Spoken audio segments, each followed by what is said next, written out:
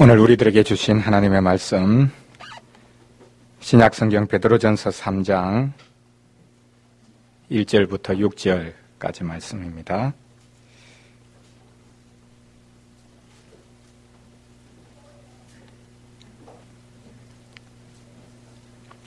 베드로전서 3장 1절부터 6절까지 말씀 제가 봉독하겠습니다.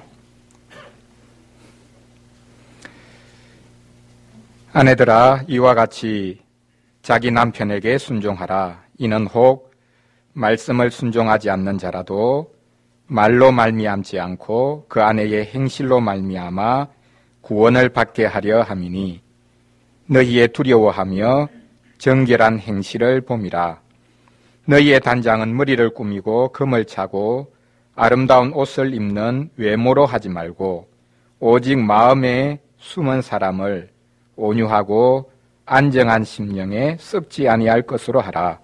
이는 하나님 앞에 값진 것이니라. 전에 하나님께 소망을 두었던 거룩한 부녀들도 이와 같이 자기 남편에게 순종함으로 자기를 단장하였나니 사라가 아브라함을 주라 칭하여 순종한 것 같이 너희는 선을 행하고 아무 두려운 일에도 놀라지 아니하면 그의 딸이 된 것이니라. 아멘. 이 시간 봉독한 말씀 가지고 오직 그리스도께 소망을 둡니다 라는 제목으로 김종환 강도사님 귀한 말씀 증거해 주시겠습니다. 우리에게 말씀의 사역자를 세워주신 것에 감사하는 복이 있기를 간절히 바랍니다.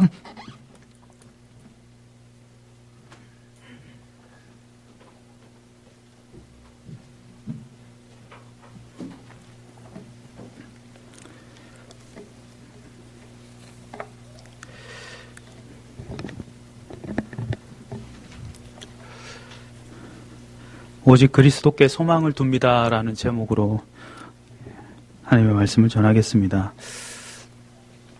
오늘 본문의 말씀은 소위 가정규범이라 불리는 그런 말씀입니다. 부부관계, 그리고 부모와 자식, 또 주인과 종의 관계 등 그리스도인들의 일상생활을 잘 지도해주는 그런 말씀입니다. 이런 가르침은 오늘 우리가 보고 있는 베드로전서뿐만 아니라 에베소서나 디모데전서에서도 우리가 볼 수 있습니다. 하지만 오늘 말씀은 이들 성경의 가르침과는 조금 상황이 다르다 하는 것을 우리가 눈여겨봐야 하겠습니다. 적어도 오늘 본문이 말하고 있는 이 부부관계는 믿음의 관계가 아니라 믿지 않는 배우자와의 관계를 가르치고 있기 때문입니다. 믿지 않는 배우자와의 관계라 하니까 살짝 긴장이 됩니다. 딱 머릿속에 드는 생각이 신앙생활의 반대 혹은 핍박 이런 단어들이 떠오르기 때문입니다. 안 그래도 믿지 않는 사람과 사는 게 힘들어 죽을 지경인데 뭐라고 할지 덜컥 겁부터 납니다. 이런 생각은 특히 우리 믿음의 아내들에게 더욱 클 것 같습니다. 그래서 베드로는 오늘 말씀에서 남편보다 아내에게 더 많은 당부의 말을 전하고 있습니다. 그런데 여기서 불만 아닌 불만이 생깁니다. 고통받는 아내를 위한 그런 말씀이라면 저 원수 같은 남편에게 강하게 한마디 해주시지 않고 왜 약하디 약한 아내들에게 또 이렇게 말씀하시는가 말입니다. 하지만 어쩔 수 없지요. 믿지 않는 남편이라 했으니 우리가 이해하고 들어야 하겠습니다. 또 믿지 않는 남편과의 관계라 하니까 아내들뿐만 아니라 적어도 넓게는 신자 주위에 믿지 않는 이웃들과의 관계도 엿들을 수 있는 바로 온 교회에 주시는 말씀으로 우리가 오늘 이 말씀을 받아야 하겠습니다. 우리가 오늘 이 말씀을 보기 전에 먼저 기억해야 할 것이 있습니다. 그것은 이 말씀을 받드는 이들이 누구인가 하는 것입니다. 이것은 오늘 본문의 앞부분에서 사도가 전한 내용입니다. 이 서신을 받는 소아시아 지역 교회의 모든 성도들은 곧 하나님의 택하신 족속이요 거룩한 나라요 또 백성이라고 그렇게 말했습니다. 죄에 대해 죽고 하나님의 선한 일을 행하는 백성으로 세움받은 신자들인 것이지요. 이 일을 위해 그리스도께서 죽음의 고난을 당하셨다고 말하고 있습니다. 그리고 이제 너희도 이 선한 일을 통해 그리스도와 같이 고난을 받아야 한다고 가르칩니다. 오늘 말씀은 바로 이 고난 가운데서도 그리스도께 소망을 두고 그분을 따라 선을 행하는 자들에 관한 말씀입니다. 오늘 말씀에서 이 선한 모습을 세 가지로 전하려고 합니다. 첫째는 그리스도를 따르는 순종의 모습이고, 둘째는 그리스도를 닮은 아름다운 모습이고, 그리고 마지막으로는 그리스도 안에서 두려워하지 않는 모습. 바로 오늘 이렇게 세 가지를 이 말씀을 통해 살펴보고자 합니다. 먼저 그리스도를 따르는 순종의 모습입니다. 오늘 말씀에서 우리가 고난받는 대상이 누구일까 먼저 한번 찾아보았으면 합니다. 두말할 필요 없이 아내들입니다. 그래서 사도는 더욱 이들에게 당부의 말을 전합니다. 그러면 아내들에게 지금 고난을 주고 있는 이들은 누구일까요? 믿지 않는 남편입니다. 그런데 사도는 1절에서 단호하게 말합니다. 고난을 주는 그 남편들에게 순종하라 하는 것입니다. 이 말을 듣고 벌써 마음속으로 내 이럴 줄 알았다 하고 실망하는 분이 없었으면 합니다. 적어도 사도의 마음은 그렇습니다. 특별한 고난이라고요. 그리스도인이 아니면 경험하지 못하는 특권이라고 말입니다. 당시 교회는 믿지 않는 남편들과 그리고 결혼한 아내들이 참 많았던 것 같습니다. 아니면 결혼을 한 이후에 예수님을 영접한 이들도 있었겠지요. 소아시아 지역 교회의 성도들은 하나님 나라의 백성으로서 이 땅을 살아가는 나그네들이었지만 실제로 이들은 핍박을 피해서 먼 이국 땅에서 온 외국인 나그네들이기도 했습니다. 그러니 연약한 여성들로서 삶의 안정을 찾을 수 있는 것은 배우자를 빨리 만나는 것밖에 없었겠지요. 그러다 보니 믿지 않는 이들과의 결혼이 많을 수밖에 없었겠구나. 우리는 이렇게 그 정황을 살펴볼 수가 있겠습니다. 그런데 문제는 바로 이 남편들에게 순종하라 하는 말입니다. 1절 말씀입니다. 남편에게 순종하라는 말은 곧 아내가 항상 남편의 기쁨이 되어야 한다는 것입니다. 우리는 믿는 아내들이 왜 남편에게 순종을 해야 하는지 잘 압니다.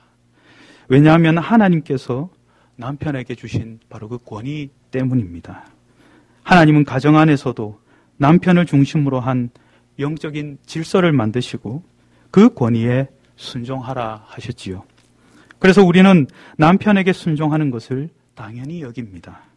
그런데 문제는 믿지 않는 남편에게도 그렇게 해야 하는가입니다.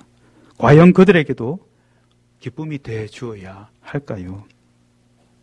사도는 하나님의 말씀을 듣지도 않고 또 순종하지도 않는 바로 그런 남편에게도 믿는 아내가 순종하라고 그렇게 가르칩니다.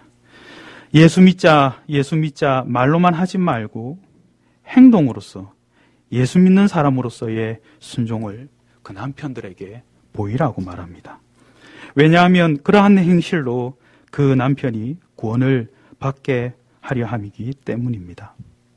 언뜻 이 말씀을 보면 문제될 게 전혀 없습니다. 믿지 않는 남편이 예수를 믿게 된다면야 아내로서 무슨 일이든 하지 않겠습니까? 자식 위에 백일 기도하는 정성처럼 남편 위에 새벽을 깨우는 그런 아내들도 있는데 말입니다. 어떤 일이든 감당하겠지요. 그런데 여기에는 사실 보이지 않는 문제가 도사리고 있습니다. 당시 로마의 지배와 그리고 그 문화권에 있는 지역들에 이런 관습이 있었다고 합니다. 남편의 신앙을 온 가족이 따르는 것입니다. 물론 아내들도 남편의 신앙을 따라야 합니다. 신앙뿐만 아니라 당시 사회에서는 아내들이 남편에게 순종하는 것은 너무나 당연한 일이었습니다. 그렇다면 오늘 사도가 말하는 남편에 대한 순종은, 믿지 않는 남편에 대한 이 순종은 우리가 다시 한번 생각해 봐야 하겠습니다. 지금 이 아내들은 신자들인데 믿지 않는 남편들의 요구, 그러니까 믿음을 포기하라는 바로 그들의 요구도 순종해야 하는가입니다. 안 그래도 사람들 사이에서 예수 믿는 사람들에 대한 소문이 그 당시에 좋지 않았다고 합니다. 더구나 남편의 신앙을 따르지 않는 아내의 모습을 보면서 믿지 않는 남편들이 얼마나 거부 반응을 보였겠습니까? 당시 믿음을 가진 아내들에게는 바로 이런 고통이 있었던 것 같습니다. 그래서 베드로는 2절에 이와 같은 말씀을 덧붙이고 있습니다. 너희의 두려워하며 정결한 행실을 봄이라. 이 말을 누구에게 하는 걸까요? 누구에게 두려움과 정결함을 보여야 한다는 말입니까? 여기서 말하는 두려움은 혹 순종하지 않아서 남편에게 혹시 혼이 나지 않을까 하는 그런 두려움이 아닙니다. 이 두려움은 하나님을 향한 두려움, 하나님을 경외하는 것을 말합니다. 정결한 행실은 무엇입니까? 하나님만을 섬기는 신실한 마음입니다. 사도는 모든 권위의 주인 되신 하나님을 두려워하고 그분에게 보이는 정결한 모습으로 남편에게 순종하라, 그렇게 당부하는 것이지요. 비록 남편을 따라 종교를 바꾸지 않아서 남편에게 학대를 받지만 남편을 두려워하고 그래도 정결한 행실을 잃지 말라 하는 것입니다. 너를 핍박하는 그 남편에게 끝까지 순종하고 따르라 하는 그런 당부입니다. 핍박을 받으면서도 한편으로는 끝까지 순종하는 것이지요. 우린 예수님이 승천하시고 성령 충만을 받은 제자들에게서 바로 이와 같은 모습을 우리가 볼 수 있습니다. 제자들은 생명을 다해 예수 그리스도를 증거했지요. 그로 인한 핍박이 이만저만이 아니었습니다. 그들은 복음을 전하지 못하게 하는 어떤 협박과 그리고 핍박에도 순종하지 않았습니다. 하지만 한편으론 제자들은 핍박자들이 끌고 가는 곳은 어디든 끌려다녔습니다. 그들의 포박을 거부하지 않았습니다. 그들에게 순종하는 것처럼 순순히 끌려다녔습니다. 이들의 모습은 바로 그들 스스로에게서 나온 것이 아닙니다. 그들 안에 충만히 임하신 성령, 바로 그분께서 증거하시는 예수 그리스도 때문이지요. 하나님을 경외하신 예수님은 하나님께 순종하는 일에 모범을 보이셨습니다. 그래서 끝없이 핍박을 받으시면서도 동시에 순종하는 자세로 그들에게 끝없이 다가가시면서 하나님을 증거하셨습니다. 오늘 우리도 이와 같은 그리스도의 모습을 간구해야 하겠습니다. 남편에게 순종하고 믿지 않는 이웃들에게 하나님을 향한 우리의 두려움과 그리고 정결함을 바로 이 이웃들에게 나타내도록 말입니다. 한쪽으로는 핍박받으면서도 또한 한쪽으로는 변함없이 그들에게 정결한 행실로 다가간다는 것. 때론 이것이 불가능할 것 같습니다만 우리에게는 이와 같이 하나님의 권위보다는 나의 권위 그리고 나의 자존심이 더욱 높고 때론 핍박의 두려움으로 그리스도를 부인할 때가 많이 있지만 우리는 오직 성령의 능력을 힘입어 순종하면서 그리스도를 증거하는 기회로 우리가 삼을 수 있도록 우리가 그분께 간구해야 하겠습니다. 이어서 베드로는 믿는 아내의 아름다움에 대하여서 말합니다. 앞에서 아내는 늘 남편에게 순종해야 한다고 그렇게 말했습니다.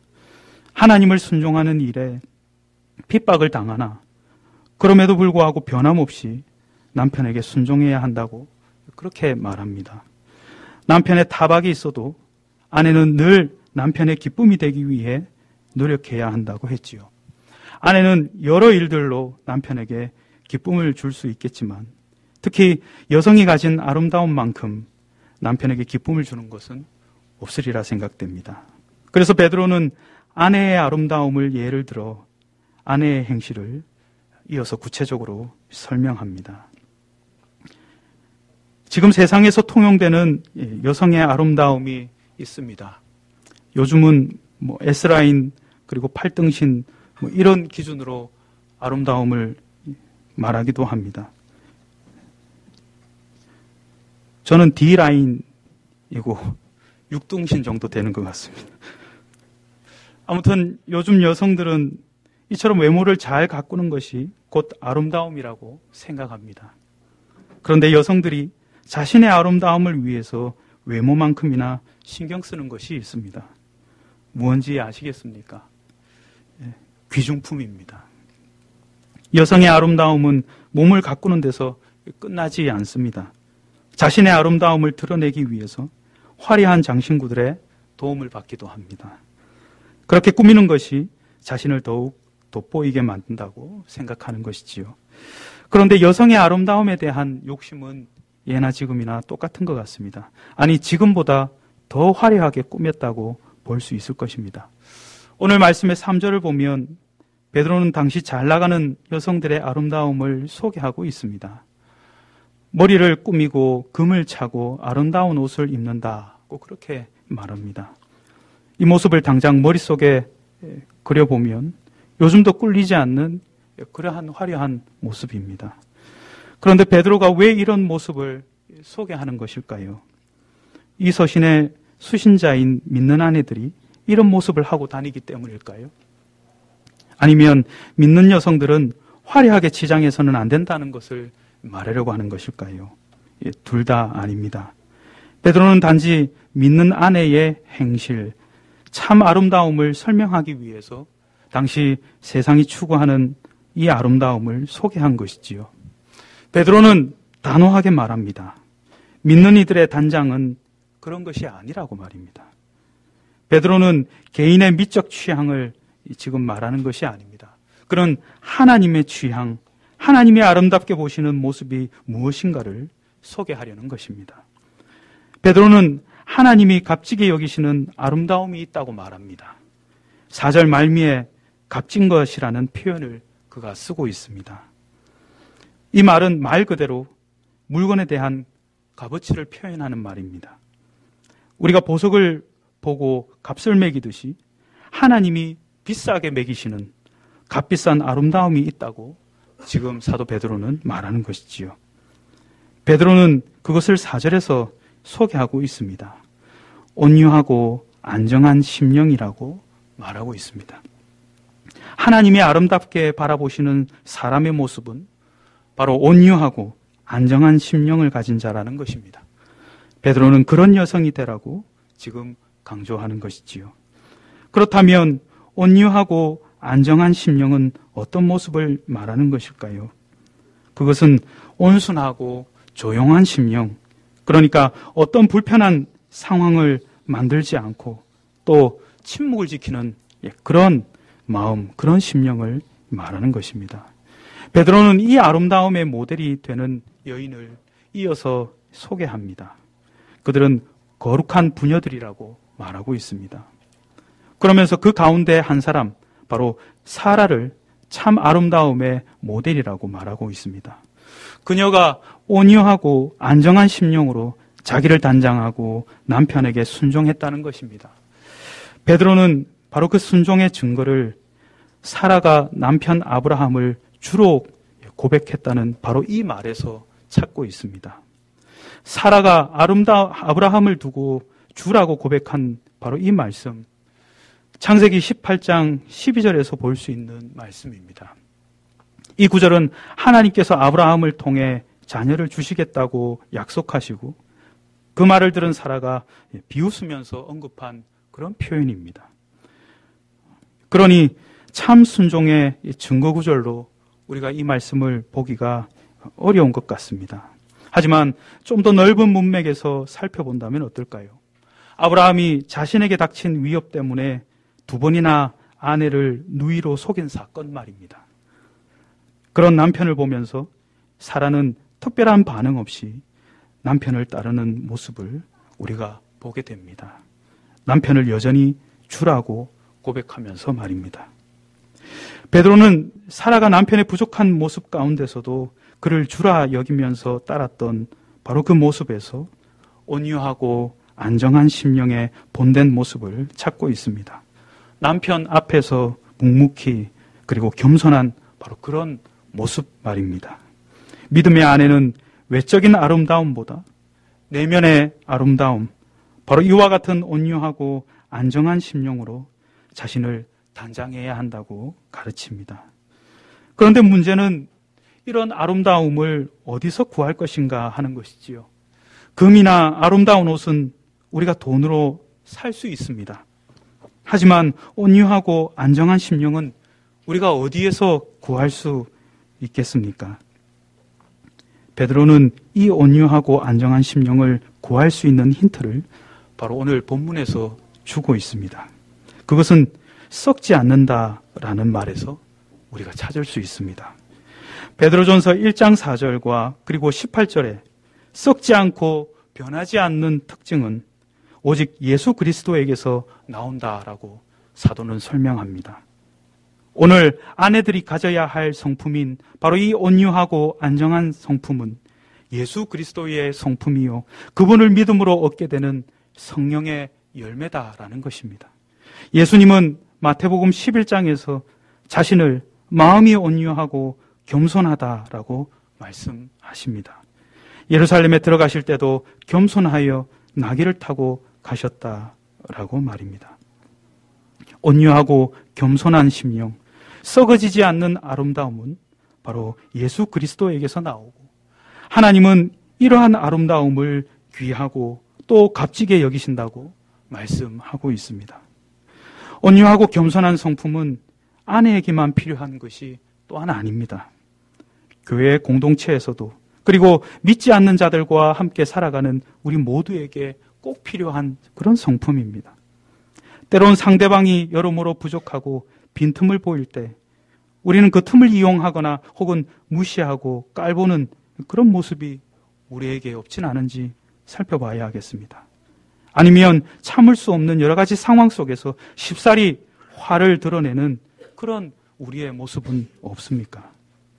우리는 일상에서 대하는 모든 사람에게 구원받은 자로서 바로 오늘 여기서 소개하고 있는 이 온유함과 겸손함, 예수님의 성품과 아름다움을 드러내는 그런 신자라는 사실을 우리가 이 말씀을 통해서 다시 한번 기억하고, 또한 예수님의 이러한 성품을 받도록 우리가 더욱더 간구해야 하겠습니다. 이처럼 베드로는 그리스도께 소망을 둔 아내들에게 하나님을 두려워함과 그리고 정결한 행실로 남편에게 순종하라고 가르쳤습니다. 그리고 이 행실은 온유하고 겸손한 내면의 아름다움으로 성령께서 주시는 열매, 예수님의 성품에서 나온다라고 했습니다. 그렇다면 성도 여러분, 만일 아내가 오늘 이 말씀의 충고대로 남편을 대한다면 정말 그 남편이 곧장 변화될까요? 예수님의 성품으로 우리 이웃을 대할 때 이전에 나에게 곱지 않던 시선으로 대하던 바로 그 사람이 이내 온화한 모습으로 우리에게 다가올까 하는 것입니다. 적어도 오늘 사도의 마지막 말을 우리가 살펴보면 그렇지 않다 하는 것을 봅니다. 반대로 두려움이 있을 것이라고 말씀하고 있습니다. 6절 후반부에 보면 아무 어려운 일에도 놀라지 아니하면이라고 기록하고 있습니다. 베드로는 여기서 잠언 3장 25절의 말씀을 인용하고 있는데 여기에 이렇게 기록되어 있습니다. 너는 갑작스러운 두려움도 악인에게 닥치는 멸망도 두려워하지 말라. 오늘 본문에서는 이 두려움이 어떤 두려움인지 정확히 나타나지는 않지만 그가 인용한 말씀을, 바로 이 잠언의 말씀을 우리가 살펴보면 이 두려움이 악인이 주는 두려움이라는 것을 알 수 있습니다. 하나님을 경외하는 두려움이 아니라 악인이 주는 두려움 말입니다. 지금까지 믿음의 아내들은 향해서 그들이 가져야 할 모습을 우리가 살펴보았습니다. 그 모습 하나하나가 하나님 앞에서 가져야 할 바로 그런 모습입니다. 하지만 세상의 남편이 그런 모습을 바라지 않는다면 어떻게 될까요? 하나님을 향해서 아내가 보이는 경외함을 싫어할 수 있고 또 끝까지 남편의 종교를 따르지 않는 모습을 인정하지 못하는 일이 있을 수 있을 것입니다. 아무리 내적인 아름다움이나 겸손하고 너그러운 마음이라 하더라도 내 아내가 세상이 보이는 성적인 매력을 과시하기를 바랄지도 모르는 일입니다. 이와 같은 남편이라면, 변하지 않는 남편이라면 과연 그에게 긍정적인 모습을 우리가 기대할 수 있을까? 참으로 어렵지 않나 생각됩니다. 아니, 이전에 남편이 보였던 행동보다 더 과격한 모습으로 아내들을 위협할지도 모릅니다. 행여나 남편에게 버림받기라도 하면 어떻게 될까요? 남편이 있어서 외지에서 생활하면서도 보호받을 수 있었고 그나마 경제적인 문제도 해결하면서 살았는데 이런 식으로 핍박 속에 살고 또 하나님의 뜻에 계속 순종하다가 쫓겨나게 되기라도 하면 어떻게 되나? 연약한 아내들로서는 두려움이 드는 것이 당연합니다. 동일하게 우리 모두도 지금까지 하나님의 거룩한 백성으로서 하나님께 순종하고 또 그분이 바라시는 모습을 보이며 살았지만 그런 모습을 달가워하지 않는 세상을 우리가 만나게 됩니다. 하나님 앞에 정결함보다는 거짓을 요구하고 주님을 따라 겸손히 인내하는 우리의 심령을 아프게 자극하는 그런 이들, 바로 그런 모습이 우리를 더욱 괴롭게 하기 때문이지요. 어쩌면 그런 모습으로 인해서 직장이나 학교 그리고 가정에서 거부당하는 일들도 생기게 될 것입니다. 베드로는 이 같은 일을 생각하고 앞으로 있을 두려운 일에 놀라지 말 것을 당부하고 있습니다. 놀라지 않으면 그의 거룩한 부녀들의 딸이 된다고 이어서 덧붙여 말하고 있습니다. 무책임한 말 같습니다. 현실을 전혀 반영하지 않은 그런 말 아닙니까? 하지만 사도는 생각지도 못한 어려움과 그런 위기에서도 하나님을 소망한 사라의 모습을 예로 들었습니다. 신자가 하나님께 소망을 둘 때 이러한 현실을 극복할 수 있다고 말하는 것이지요. 그리고 이런 모습은 우리의 구주가 되시는 예수님에게서 더욱 확실하게 드러납니다. 오늘 우리가 본 말씀 앞장 베드로전서 2장 23절을 한번 보시기 바랍니다. 여기서 베드로는 예수님의 모습을 이렇게 기록하고 있습니다. 욕을 당하시되 맞대어 욕하지 아니하시고 고난을 당하시되 위협하지 아니하시고 오직 공의로 심판하시는 이에게 부탁하시며 오직 하나님께 소망을 두고 그분만을 바라보며 살았던 거룩한 부녀들처럼 예수님은 극심한 고통 가운데서도 마음을 돌리거나 포기하지 않고 오직 공의로 심판하시는 이에게 부탁하셨다라고 이 말씀에서 말하고 있습니다. 무엇을 부탁하셨을까요? 예수님을 괴롭게 하고 고통을 준 자들의 모든 판단을 바로 하나님의 손에 부탁하신 것입니다. 하늘에 계신 아버지의 권능에 순종하셨다라는 말입니다. 뿐만 아니라 자기의 생명을 하나님께 맡겨버림으로써 우리의 죄를 담당하시고 또한 우리가 죄에 죽고 의에 살아가도록 지금도 돕고 계시다고 말씀하고 계시지요. 옛날 거룩한 부녀들이 오직 하나님께 소망을 두고 험난한 인생의 여정을 산 것처럼 이제 모든 믿음의 아내들과 성도 그리고 교회는 오직 그리스도로 인해 하나님을 소망하는 자리로 나아가게 되었습니다. 그러므로 오늘 사도는 그리스도로 말미암아 두려워하지 말라고 당부합니다. 예수 그리스도께 소망을 두고 쉽사리 변하지 않는 남편의 학대와 그리고 구원 문제, 또 묵묵히 주님께 순종하며 살아가려는 우리에게 닥치는 모든 고난을 바로 세상을 다스리시는 큰 권능의 주이신 예수 그리스도께 맡기고 의지하라고 말입니다. 그래서 고난의 길, 순종의 길, 그리스도께서 본을 보이신 그 길을 계속 걸어가라고 말하고 있습니다.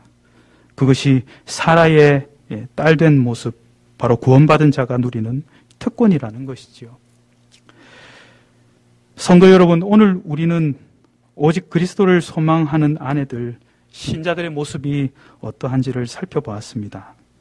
그리스도를 따라 하나님께 순종하고 그분의 아름다움을 닮으며 두려움 없이 행동하라고 말입니다. 이것이 하나님께 아름답고 선한 모습이라고 오늘 말씀에서 가르치고 있습니다. 하이델베르그 요리문답 86문에 오늘 말씀을 잘 가르쳐주는 그런 말씀이 여기에 기록되어 있습니다. 구원받은 우리가 왜 이와 같은 그러한 선행을 계속 해야 하냐 하는 질문입니다. 거기에 이러한 답이 기록되어 있습니다. 그리스도께서 그의 형상을 닮게 하시기 때문이라고 말입니다. 또한 그분을 닮아가는 열매 가운데 하나로 다른 사람을 그리스도에게 인도하기 위함이라고 요리문답에서 이렇게 고백하고 있습니다. 이 고백처럼 그리스도를 소망하는 우리는 고난을 통해 점점 그리스도를 닮아갑니다. 예수 그리스도께서 이 고난의 죽음의 길을 걸어감으로 많은 생명을 살리셨던 것처럼 하나님은 우리의 고난과 그리고 순종을 통해 또한 새로운 생명을 그리스도께로 인도하기를 원하십니다. 부디 예수 그리스도를 소망하며 걸어가는 이 고난의 길을 마다하지 마시고 주님의 도우심, 바로 성령의 인도하심을 받으며 굳굳이 이 길을 걸어가시기를 간절히 바랍니다. 그래서 주께서 나타나실 바로 그날에 그분을 닮은 이들에게 예비하신 하늘의 은혜와 그리고 온전한 구원의 선물을 받아 누리는 우리 모든 성도들이 되기를 간절히 바랍니다.